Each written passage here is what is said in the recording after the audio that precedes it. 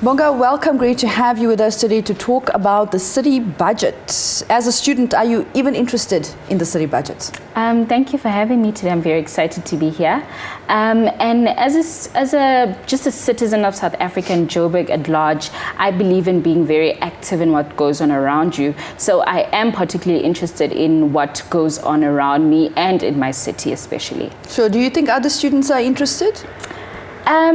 From your interaction with them? Well, fortunately, with the rise of social movements and particularly in the context of universities, we've seen a lot of consciousness being rising in students. So I believe a lot of students are interested, maybe not the whole community because it doesn't happen that way, but I believe students are interested, just not as much as we'd like them to be. What could change to ensure that students take a more active role in understanding the city budget from your perspective? I think the biggest thing, we see it with a lot of competitions that happen. For example, with the national budget, there's a competition that runs annually where students are asked to participate and are given an opportunity to go to the various, to the actual budget speech in Cape Town when it's given to at Parliament. So I believe that's one way that students can be given motivation to participate by creating excitement and competitions around it of some sort, and students can be active in the drawing up of the budget. Sure. Yeah. Since you are an interested student in the city budget, what is your understanding of the budget in terms of its importance? In doing research around the budget and just preparing, I looked at how there was not a lot of information, particularly coming to the city budget, you know, and I thought that is an information gap that could be curbed, because as a citizen who cares about current affairs and current news, I went out to research and found out the information.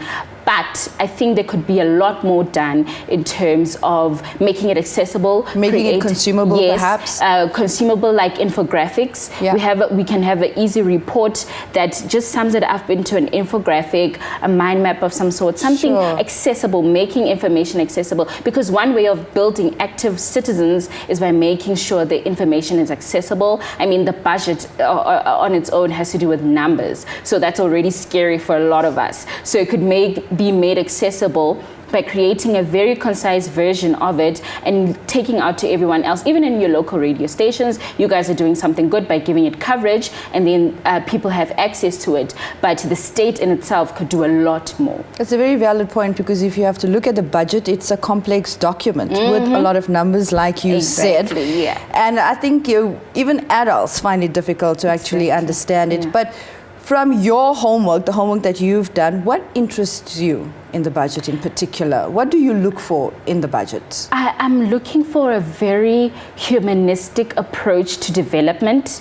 Our city is doing great work in trying to clean it up, and there's some problematic aspects of that cleaning up, because it's almost seeming as very anti-poor, you know, because we're trying to clean up, we're getting out. Like, there's a lot of focus on making sure the buildings that have been hijacked to be cleaned up. But where do those people go? Is there money for them? Are there refugee centers for people who are displaced from those particular buildings? So my interest is, how humanistic does the development of the city is? And I think that has a lot to do with how money is allocated. Are you able to read into the budget in terms of how it impacts on the youth of the city?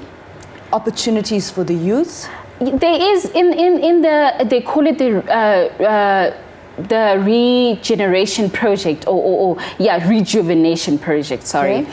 I think there is a lot of room for the youth in terms of, particularly when it comes to a lot of entrepreneurial measures that youth can take part in. There's a lot of movement towards that. So I think there is room for the youth to be developed. We just need a lot of information, accessibility, and making sure that they are incubators. Maybe more of an awareness drive as well from the city. Of the particular projects that exist. Because how things work right now, if you don't go out and find out, or if you don't have the right resources to finding out, then you won't know. So there needs to be a lot of exposure to what exists that can help the youth. Well, thank you so much for your valuable feedback today. It's my pleasure.